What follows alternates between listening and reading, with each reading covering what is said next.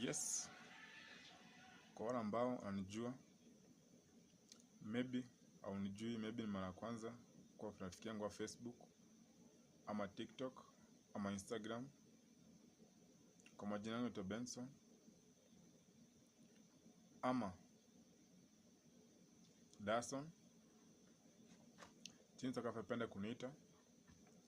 Kuna wale wananijua, kuna wale wananijui, kuna wale wamezoea kuniita security wa pastor, nini. But yote ni wewe unajua venye utaniita. Na wewe ndio unajua kwa nini unaniita hivyo. Na bado ni majina zangu, na bado Mungu ndiye anajua kwa nini aliamua nifanye kazi ya Mungu kwa hiyo kategori. So leo nakuja kuongea maneno matatu manne ambao kuzungumza watumishi wa Mungu ambao sio watumishi wa Mungu wadogo tu, lakini watumishi wa Mungu wakubwa ambao Mungu amempea neema isiyo ya kawaida, naye Mungu amenisaidia kukutana na wao, amenisaidia kuongea na wao. Kwa majina sitawataja kwa sababu utaanza kukimbia kwa hiyo kanisa useme ndugu Benson ama ndugu Dason anasema kanisa fulani iko hivi. Kwa majina sitawataja, but kwa mafumbo nazunguka mafumbo. Kama utanastandi kwa mafumbo pia ni sawa, na Mungu naye atakubariki.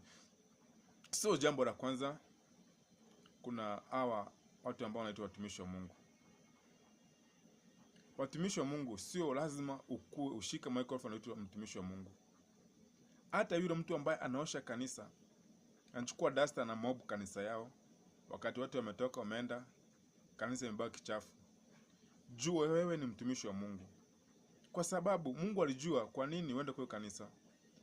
Wewe mwenyewe maisha ambayo unayopitia, Mungu anajua kwa nini aliamua kuwa mtumishi wa Mungu kwa hiyo kategori huko.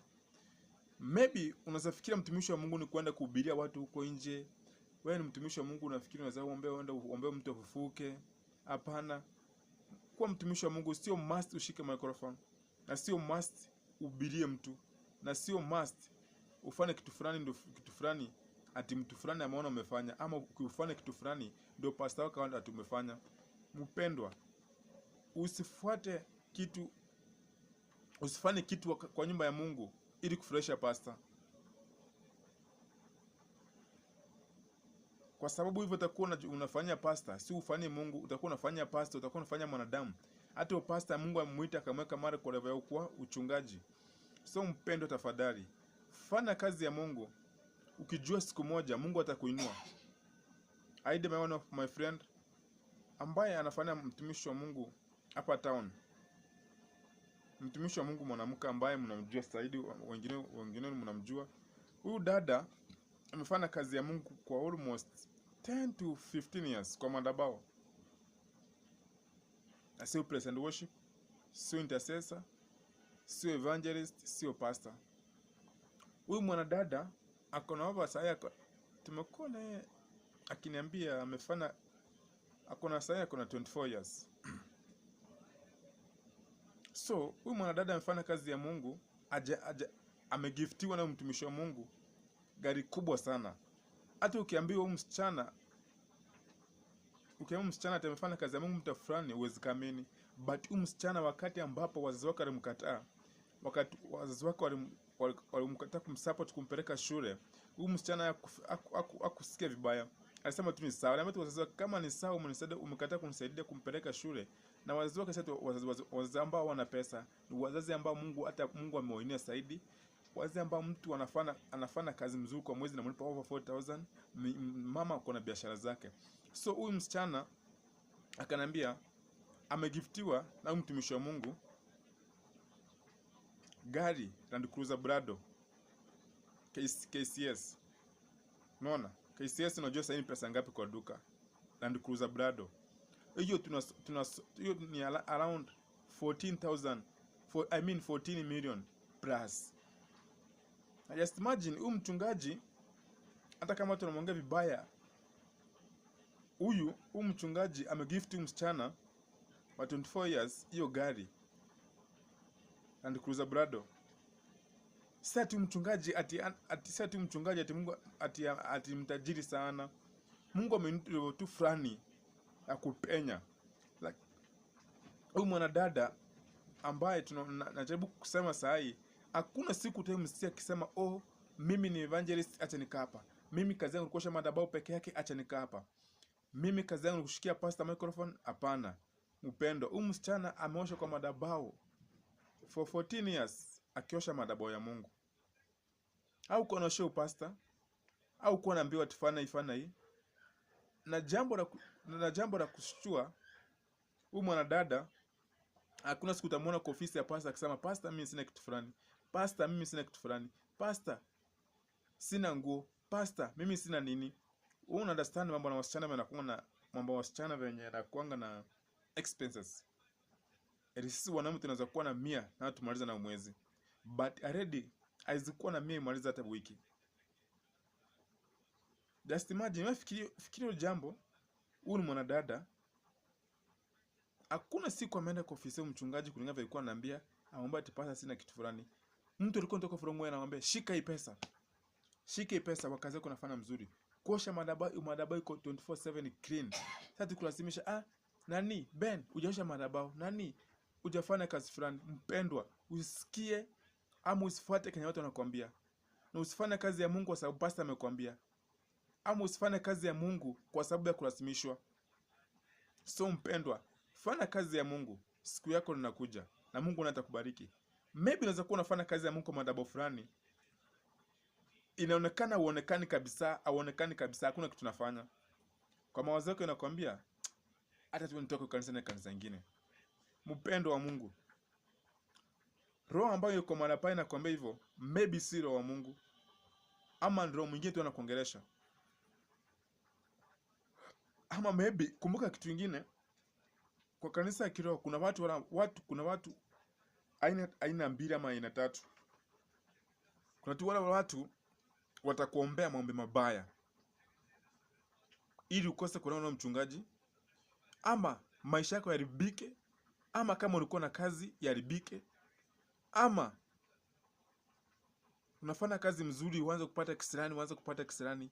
Mpendwa, kama unafanya kazi kwa madhabahu ya kiroho, na kama uko na wenzako ambao waelewe vizuri, mpendwa, usizoee kupatia mtu ambaye anafanya kazi kwa madhabahu ya Mungu pesa kwa mkono. Sio mtumishi wa Mungu. Mtumishi wa Mungu hata kazi utamka baraka. Lakini kuna hao wengine.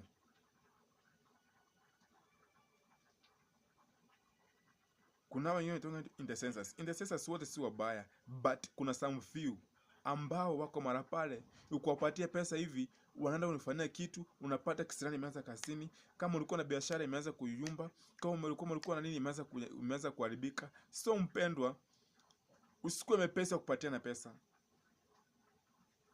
Support kazi ya Mungu. Support mtu ambaye unaona haezi. Ukiona mwanadada mara pale ama mwanaume ndugu, kiatu yake kimeraruka, mpeleke kwa duka mnunulie kiatu. Na Mungu atakubariki. Ukiona mtu amesimama kwa madhabahu tangu asubuhi hadi jioni, kasirika tu, hata si ukasirike, muite tu kando, brother kuja ama sister njoo. Twende kwa duka. Endo kamnunulie kitu, naye huyo ndugu ama brother, huyo ndugu ama dada, naye Mungu atakubariki. Baraka zingine sio lazima pasa kutamkia baraka. Baraka zingine wewe mwenyewe fikiria, huyu kijana anafanya kazi, ama huyu kijana anafanya kazi, familia yake imekula, anajitolea kazi ya Mungu, yes, but familia yake imekula, nyumba yake imelipwa, vitu kama hizo. Kuna some of us tunafanya kazi ya Mungu, hatujui after ibada tunafanya nini, after ibada tunakula nini, but Mungu ambaye tunatumikia, kwa sababu tumejitolea hii kazi kufa na kupona, Mungu anayetuita huwa anatupigana kwa njia mingi. Maybe unaweza pata minakomani, maybe mtu anaweza kutumia pesa, maybe wewe ndio destiny hapa, wewe ndio kimaisha, wewe ndio kila kitu kwa maisha yako, but wiki kosangi kama hujapata kitu. For example, mimi tangu nianze kufanya kazi ya Mungu some years ago, this like now 13 years kufanya kazi ya Mungu. Maybe unaweza kuwa unajua kijana mdogo, but Mwili inaweza kuwa mdogo, but miaka zangu nazo zimesonga, sio kwa ubaya ama kwa kujiringa. But kazi ya Mungu sio kitu ya kubishana mtu. Usifanye kazi ya Mungu kusema nani hajafanya hii, nani hajafanya hii. Ukiona kitu hajafanya, enda uchukue kitu ufanye na unyamazie na useme tena ulifanya, na Mungu naye atakuonekania kwa siri. Mpendwa, sikia sauti ya Mungu. Wacha kusikia mambo ya watu. Mambo ya watu yatakufanya ukosa kufanya kazi ya Mungu. Mambo ya watu yatakufunja imani yako. So mpendwa, kitu kingine ambayo najaribu kuongelea, kuna some groups ambazo unazitemeza kufanya kazi ya Mungu. Kama ni evangelist, ama ni pastor, ama ni nani, ama ni nani. Na washukuru wote kwa idara ambayo mnafanya kazi. Na waheshimu sana. Na waheshimu sana. But sasa kuna some wachungaji ambao wako tu mara pale. Mtu akifanya makosa utamka laana. Mtu akifanya nini unafukuzwa kanisani. Mtu akifanya nini makosa kidogo unatolewa mahali fulani. My friend, wewe ni mchungaji. Najua niko na wachungaji karibu 10 na wanafuatilianga tu. Juzi nimekuwa na wengine, leo nimekuwa na wengine. So mpendwa mchungaji mwenzangu au mchungaji, tafadhali wacha ukuwa na roho kutamkia kila mtoto wa mtu laana. Wakati ambao unamtamkia mtu laana, maisha ya kesho ujui mtoto atapatikana wapi. For example, utamkia mtu laana aende agonge na gari ama akufe. So why umtamkie matamshi ambayo sio baraka? Hata maandiko yanasema tamkieni baraka kwa watu ambao wanijui. And then mhubirie habari njema kwa watu ambao wanijui.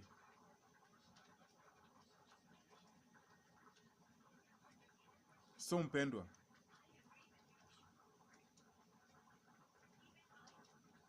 najua most people hawapende kanisa kirobati. Most unapata mtu anakuambia mimi nilelewa kwa dini fulani. Mimi nilelewa kwa dini fulani. Sasa mpendwa, nikuulize, wewe umelelewa kwa for example kanisa fulani na iko Ushago. Utakuwa na make sure kila Friday umetoka Nairobi umeenda Ushago kanisa, tena kufika Monday umepanda gari kurudi Nairobi? Mpendwa, kusikiza mzazi ni kitu muhimu, but fikiria mara mbili. Si ukatazi uko usikia mamako mzazi ama babako mzazi, ni vizuri. But kuna kitu ambao wazazi wetu walikosea. Wazazi wetu wazoea kitu kimoja tu. Kama walisema tu mimi nitashiriki kanisa la PAG ama nitashiriki kanisa la SDA kutoka mwanzo hadi mwisho. Kwetu ni kanisa la SDA imeanzia kutoka kwa familia ndio kwa kanisa kutoka chini. Kwetu ni PAG kutoka chini hadi mwisho. So, kwa nini unageuka maadili yetu unaenda kanisa zingine za kiroho? Mpendwa, ukisikia mzazi anaongea hivyo ama watu wa familia wanaongea hivyo, mpendwa, be careful sana. Be careful sana. Maybe unaweza kuwa na nguvu zingine za giza, ama maybe kuna madhabahu mengine ambayo amepanda na wataki wewe mwenyewe ujaguze ama uyachokoze. Kwa sababu ukiweka kanisa za kiroho, unaomba sana na nguvu za watu. That's why unaona most people hawapendi kwenda kanisa za kiroho. Wanapenda kwenda kanisa za kiroho penye yani hawataka kutabiriwa, ama ukiona mtu akienda kanisa za kiroho, huyo anajua Mungu na anajua maisha kesho. But some people hawapendi kanisa za kiroho. Jaribu kufanya investigation. Most people wanaenda kanisa za kiroho kwa sababu gani? Most people wanapenda kwenda kanisa za kiroho siku ambao ni huduma, lakini Sunday utampata huko. So mpendwa, tuacha mambo mengi tufanye Mungu kazi na Mungu atubariki. So kama unajua ni Mkristo, stiki na kanisa moja. Usisikie pastor fulani ametokea Kangemi, mwingine ametokea Udhiru, mwingine ako Donom, mwingine ako Kasarani, mwingine ako Wangware, mwingine ako Naivasha, mwingine ako Limuru. Mpendwa, acha ukua kiguna njia kwa makanisa. Sikia sauti ya Mungu. Kaa pale pamoja na Mungu naye atakufungua. So mwenye mesikia, acha Mungu akubariki. Na bado mwenye kama mwenezea kama Benson, bado Mungu atakubariki. Na kwa hayo hatu machache, na wacha Mungu akubariki na wacha Mungu awainue. Mkuwe na siku njema na mchana mwema. Mbarikiwe. Amen.